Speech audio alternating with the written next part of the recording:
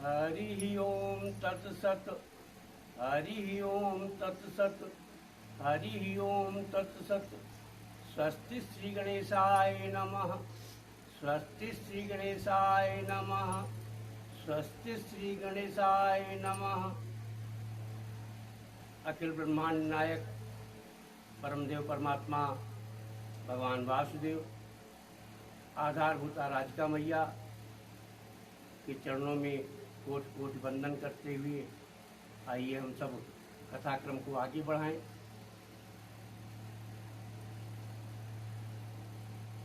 महाभारत का युद्ध समाप्त हो गया। महाबली भीम की गदाओं के प्रहार से जंघाएं तुड़वाए दुर्योधन घायल अवस्था में युद्ध क्षेत्र में पड़ा हुआ। उसके समीप ही खड़े हैं अश्वत्थामा। अश्वत्थामा ने कहा, यदि आपका आदेश हो तो पांचों पांडवों का वध मैं कर सकता हूं। दुर्योधन ने कहा कि फिर विलंब क्यों करते हो? यही तो मेरी संपूर्ण जीवन की अभिलाषा रही कि मैं पांडवों की पराजय देखूं। आदेश पर अश्वत्थामा चल देता है। बड़े संक्षिप्त में कथा कहूंगा, ये सब आप श्रवण कर चुके हैं कथा। शिविर में पहुंचता है तो वहां पांडव तो नहीं मिले। हाँ, पांडव और द्रौपदी से जो 5 पुत्र हुए थे वो अवश्य सोए पड़े। उस दिन पांडव कहीं अन्यत्र कन्हैया के कहने से सो गए, विश्राम कर रहे। ये 5 पुत्र प्रतिबिंद, श्रुतसेन, श्रुतकर्मा, श्रुतकीर्ति, शतानीक वहीं सोए।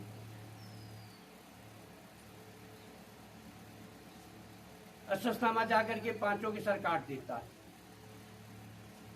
प्रमाण स्वरूप थैले में उनके कटे हुए सिरों को लेकर के दुर्योधन के पास आया। दुर्योधन ने कटे हुए शीशों को देखा। उसे समझते देर नहीं लगी कि ये पांडव नहीं, पांडव पुत्र। बड़ी लताड़ लगाई अश्वत्थामा को, ये क्या किया तुमने?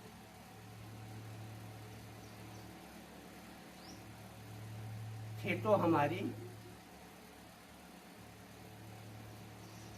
और इसी दुख में उसने अपने प्राण को फेरू त्याग दिया। इधर जैसे डेरे का समाचार चारों ओर फैलता है, रोती बिलखती द्रौपदी, पांडव, कन्हैया सब एकत्र हो जाते हैं। कन्हैया को समझते देर नहीं लगी कि अश्वत्थामा की कुचाल है। अर्जुन को साथ लेकर के अश्वत्थामा को पकड़ने के लिए चल दी। भयभीत अश्वत्थामा अर्जुन और कृष्ण को अपने पीछे आता देख ब्रह्मास्त्र चला देता है। इधर से कन्हैया का इशारा पा करके अर्जुन ने भी ब्रह्मास्त्र चला दिया। तो विषस्य विषम औषधिम, जिस प्रकार कांटे से कांटा निकाला जाता है उसी प्रकार से दोनों ब्रह्मास्त्र आपस में टकरा करके। एक बात और, अश्वत्थामा ब्रह्मास्त्र चलाना तो जानता था किंतु उसे वापस करना नहीं जानता था। गुरु द्रोणाचार्य ने कभी उसे सिखाया ही नहीं, वो तो चलाने की विद्या देखते देखते सीख गया। बंधन युक्त करके कन्हैया उसे रथ में डाल शिविर में लिया। चर्चा होने लगी, इसे मृत्यु दंड तो अवश्य मिलेगा किंतु कैसे मारा जाए यही सब मन में विचार करने लगे। किसी ने कोई विचार प्रस्तुत किया, किसी ने कोई। अब कन्हैया भी वहीं खड़े हैं।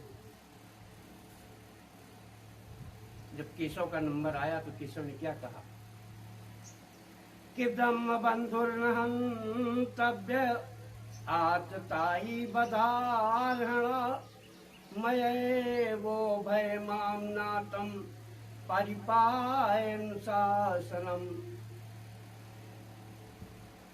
धर्मवेत्ता पुरुष असावधान, मतवाले, पागल, सोए हुए बालक, ज्ञान विवेक से शून्य, शरणागत, रथहीन व भयभीत शत्रु को नहीं मानते।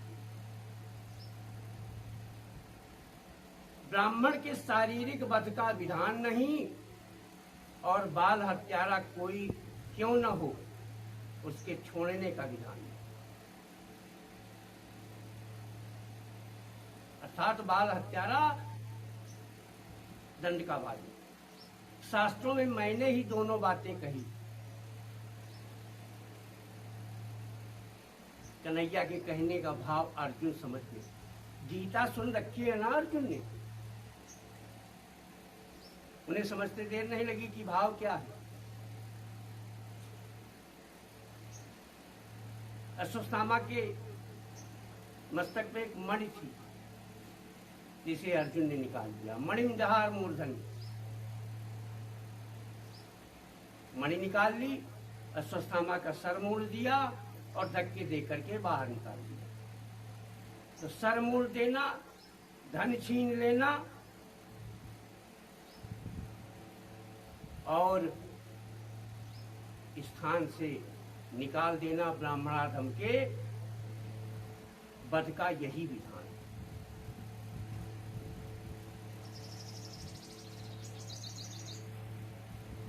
अश्वत्थामा शिविर से बाहर गया, मन में प्रसन्न है, अट्टहास कर रहा है। पांडवों को क्या कुछ दिन में वो भी चले जाएंगे, पांडव पुत्रों को मैंने, अब तो कहानी खत्म। अचानक अट्टहास को ब्रेक लगाते हुए मन में विचार करने लगा कि अरे, जब अभिमन्यु वीर गति को प्राप्त हुआ था उस वक्त मैंने सुन रखा था कि उत्तरा उसकी जो पत्नी है वो गर्भ से, वो बालक तो जन्म लेने वाला होगा।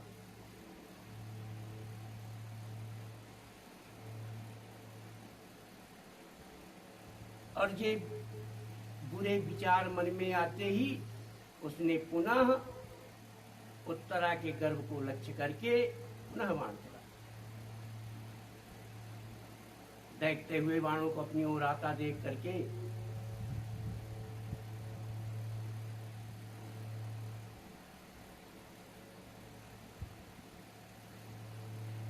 उत्तरा तुरंत कन्हैया की ओर दौड़ने लगी और दौड़ती ही बोली कि पाई पाई महायोगिन देव देव जगतपति, कामम धातु माम नाथ मामे गर्भो निपातिताम। मेरे गर्भ में घनघोर जलन हो रही है कन्हैया, और मेरे प्राणों को, मैं अपने प्राणों की चिंता नहीं करती, किंतु मेरे गर्भ को कुछ नहीं होना चाहिए। केशव, कन्हैया को समझते देर नहीं लगी कि यह अश्वत्थामा की ही कुछ आय। उन्होंने तुरंत अंगुष्ठ रूप धारण किया और उत्तरा के गर्भ में जाकर के उस बालक की रक्षा। भगवान का एक नाम पड़ा उत्तरायण, उत्तरा धन अयन। जिसने उत्तरा के गर्भ को अपना घर बना, भले ही कुछ क्षण के लिए क्यों न रहा हो। अच्छा, ये क्रिया कन्हैया की कुंती सब देख रही, एक रूप से तो अंदर है, एक रूप से बाहर कहीं कुछ मंत्र सा।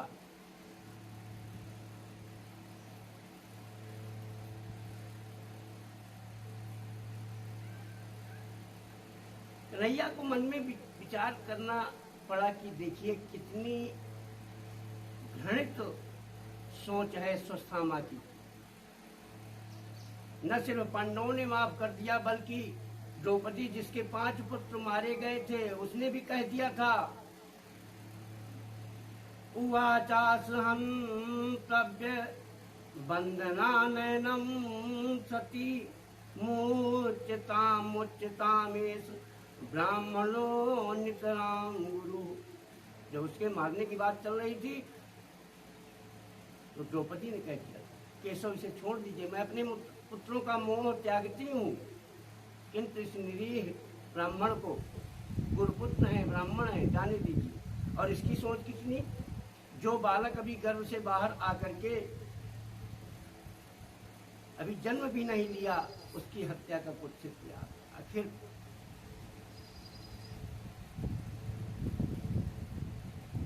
भगवान ने उस गर्भ की रक्षा की। अब यहां हमें इस प्रसंग से एक शिक्षा मिली। शिक्षा यह है कि जब द्रौपदी पे विपत्ति आई थी चीरहरण के समय कौरवों की सभा में, तो उसने सर्वप्रथम पांचों पतियों की ओर देखा, फिर उनसे निराशा हाथ लगी तो पितामह भीष्म की ओर देखा, महाराज धृतराष्ट्र की ओर देखा, शायद कहीं से कुछ न्याय मिले। और जब सब ओर से निराश हो गई तब कन्हैया को पीड़ा। जबकि मैंने उस दिन वो उंगली की चोट वाले प्रसंग में बतलाया था कि उसी समय भगवान ने कह दिया था कि जाओ, इसके बदले में मैं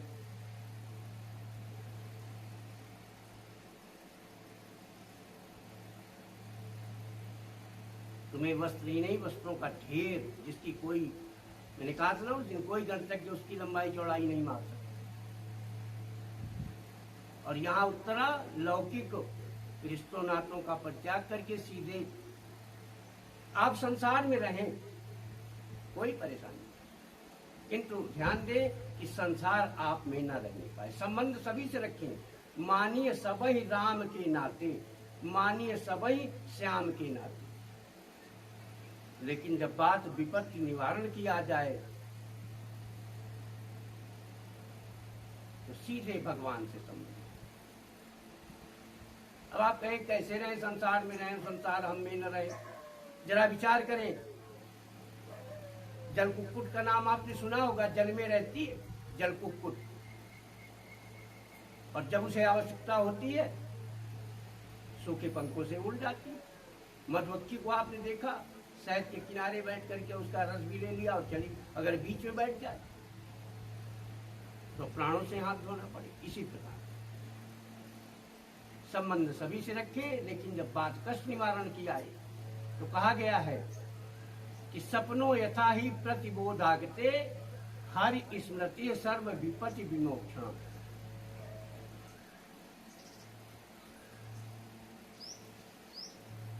हमें ये सीख इस प्रश्न से मिली।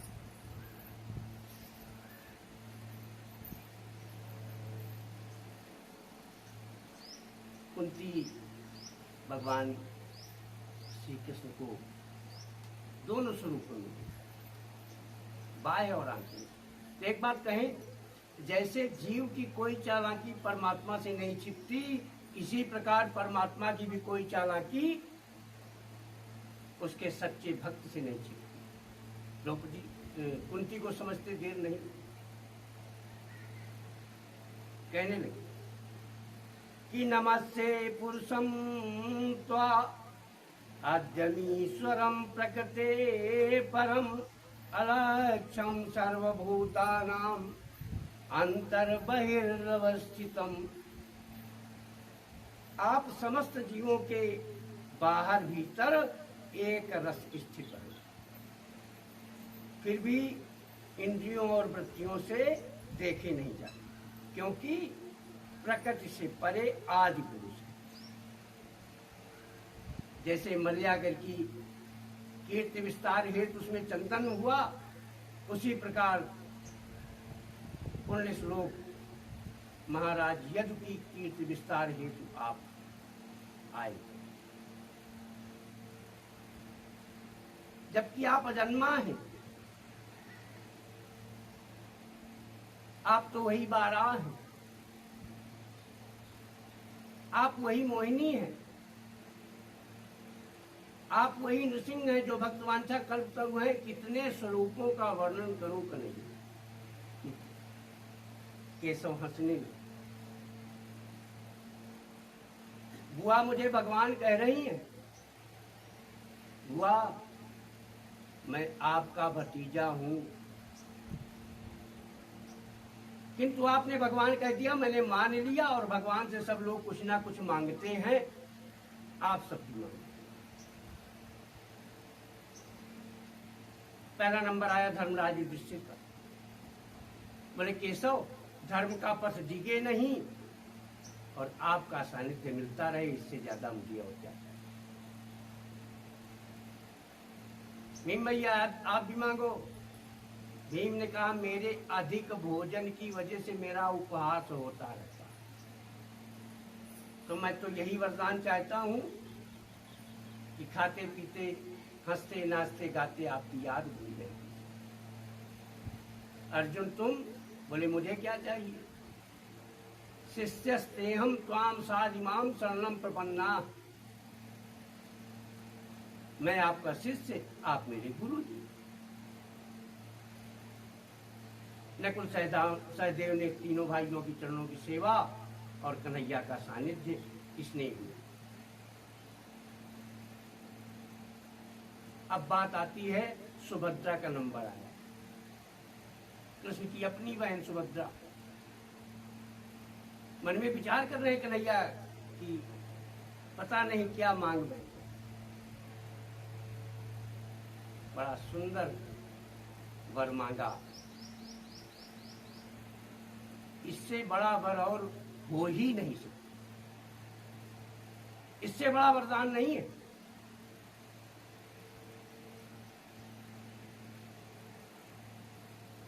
बोली सुभद्रा कि कृष्ण त्वदीय पद पंकज पंजरांते आदैव वे विसतु मानस राजहंस, अप्राण प्रयाण समये कपपेत बात कंठावरोधन विधौ स्मरणम कुतश्च। यदि कुछ देना ही चाहते तो मुझे आज से अभी से ही अपने चरणों की प्रीति दे दो, क्योंकि बुढ़ापे में वृद्धा समय यद्यपि जीवन का कोई भरोसा नहीं है, लेकिन फिर भी लोग विचार करते हैं वृद्धावस्था की।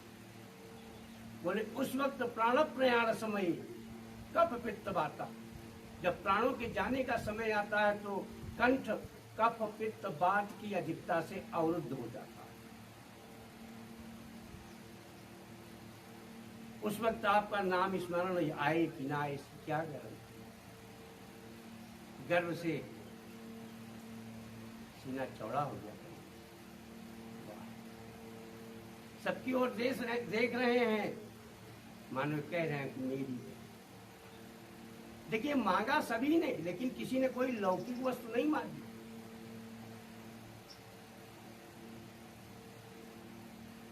अब नंबर आया कुंती।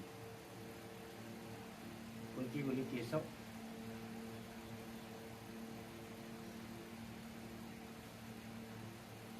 मुझे दुखों का पहाड़ दे दो, एक विपत्ति टले नहीं तब तक दूसरी विपत्ति आए। आश्चर्यचकित कन्हैया कुंती को दृष्टिपात करते हुए बोले क्या कह रही हो बुआ, आज अगर तुम त्रैलोकी का पद भी मांगोगी तो मैं देने से इनकार नहीं करूंगा, लेकिन ये जो मांग रही ये नहीं। अभी दुख सहते सहते तुम्हारा पेट नहीं भरा, जरा विचार करें कुंती के जीवन वृत्त पे। सूरसेन मारिसा की लाडली संतान मथुरा में जन्मी। सूरसेन ने अपने प्रिय मित्र जो निसंतान थे कुंती भोज को दे दिया, नाम था प्रथा, उन्होंने कुंती रख दिया। कालांतर में बड़ी हुई तो विवाह किससे हुआ, पीलिया से ग्रस्त पांडु से। ऊपर से ऋषि का श्राप कि कामेच्छा से अगर तुमने स्पर्श भी कर लिया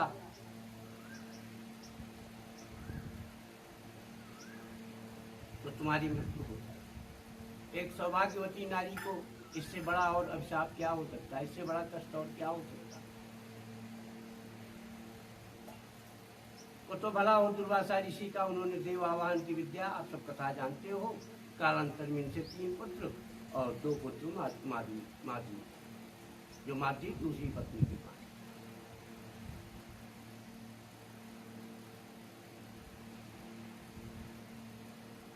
लेकिन उन पांच पुत्रों का भी कौन सा सुख जिनको मारने के लिए 100 हमेशा तैयार करें, मौका लगाए।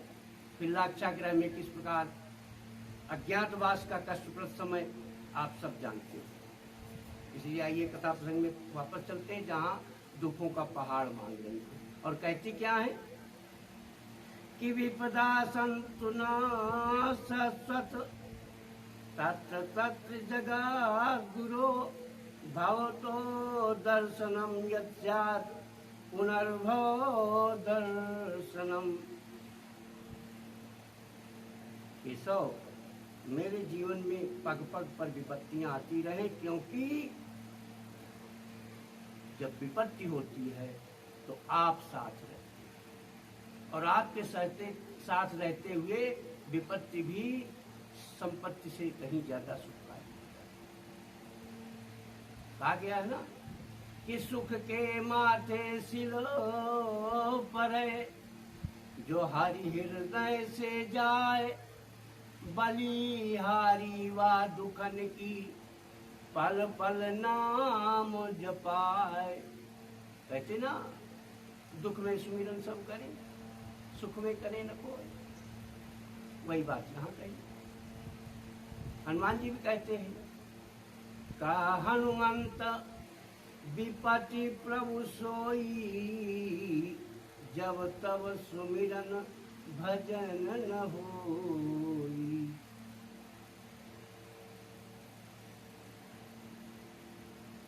सबसे बड़ी विपत्ति तो परमात्मा के विस्मरण की है,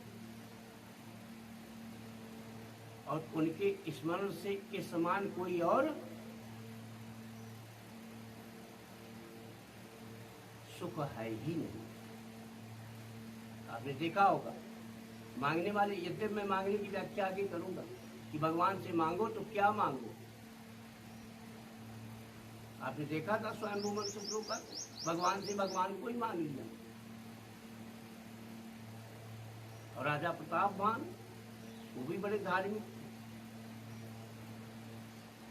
लेकिन दोनों के मांगने में क्या अंतर आया, आप तो प्रज्ञावान हो।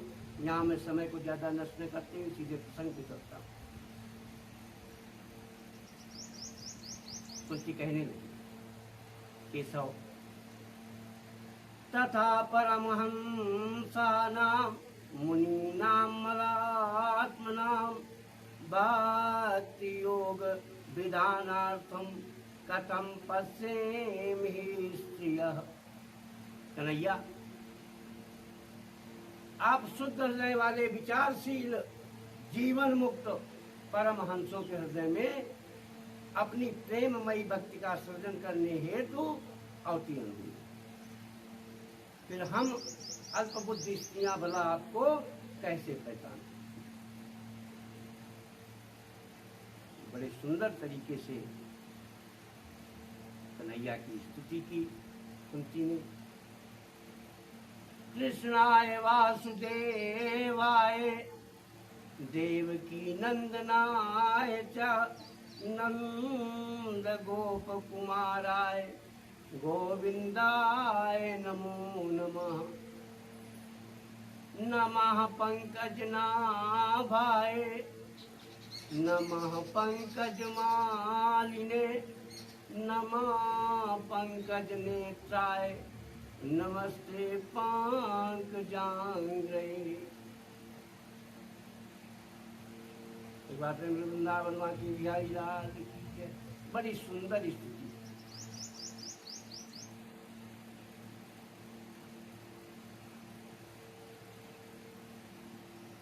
कन्हैया मन में विचार किया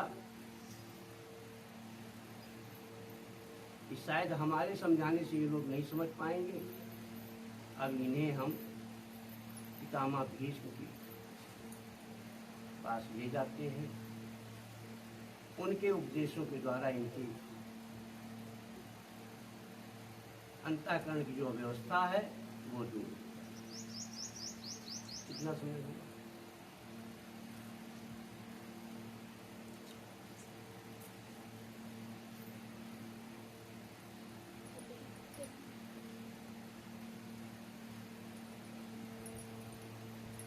आज पितामह भीष्म के पास पांचों पांडव,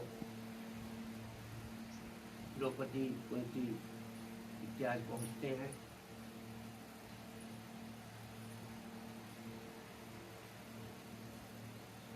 अपनी ओर कन्हैया को आता देख पितामह भीष्म अब हाथ एक दूसरी तरफ से वंदन अभिनंदन हुआ। समीप पहुंच करके पितामह ने भी बाहर अंदर कन्हैया की पूजा अर्चना की। अब हाथ तो बिंधे हुए हैं और कहा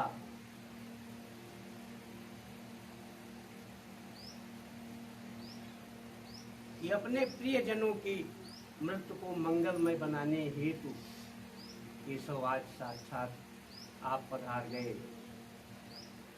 इससे अत्यधिक प्रसन्नता का और कोई क्षण मेरे जीवन में न कभी आया है न आएगा।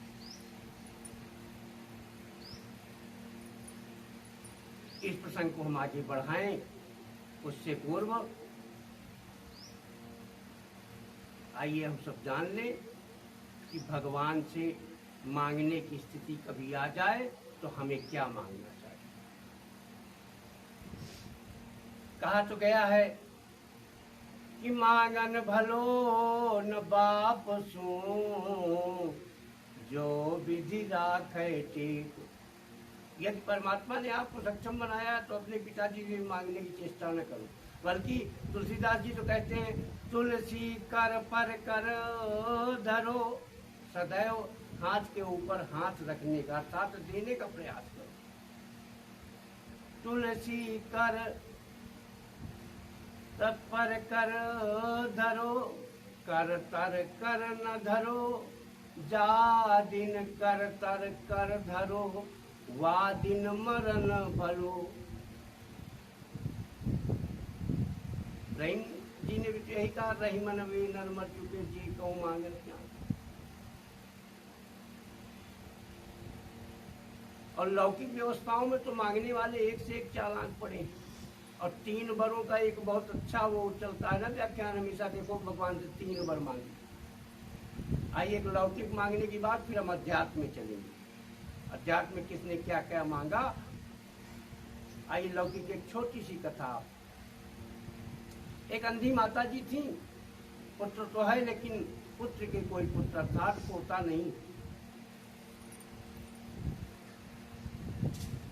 अंधी माता जी ने भगवान की पूजा अर्चना की, भगवान प्रसन्न हुए, आए, बोले वर मांगो, किंतु कोई एक वर मांगे। अब समस्याएं तो 3 है। नेत्र नहीं है माता जी को, पुत्र है लेकिन पोता नहीं है, और धन भी नहीं। आवश्यकता 3 की, नेत्रों की, पोता की और धन की। और भगवान कह रहे हैं एक ही वर मांगो। बड़ा प्रयास किया अंधी माता जी ने, कुछ बढ़ा दीजिए प्रभु कुछ, लेकिन प्रभु जी भी अड़ गए तो अड़ गए। एक चाहिए। अब जरा विचार करें क्या मांगेंगी। अपने लिए नेत्र मांगेंगी, पोता मांगेंगी, या फिर धन मांगेंगी। देखिए क्या मांग रही हैं। बोले प्रभु बड़े कंजूस हो, एक ही दे रहे हो, चलो एक ही में संतोष कर लूंगी। आप मुझे यह वर दीजिए कि मैं अपने पोते को स्वर्ण पात्र में दूध चावल खाते अपने नेत्रों से देखना चाहती हूँ। अब बताइए कुछ बाकी बचा क्या। सोने का पात्र हो जाए तो धन तो आ ही गया। अब पोता होगा तभी तो दूध चावल खाते देखेंगी बूढ़ी माता जी, और नेत्र होंगे। अर्थात एक ही वर से तीनों व्यवस्थाएं मिली।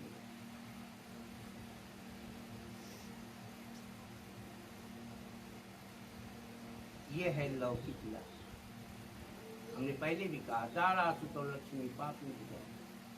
परमात्मा से तो मांगने के लिए परमात्मा को ही मांगे, उनकी भक्ति को मांगे। आगे के प्रसंग में आपको बतलाऊंगा कि किन किन महापुरुषों ने पर ब्रह्म परमेश्वर से जब मांगने की स्थिति आई तो क्या क्या मांगा।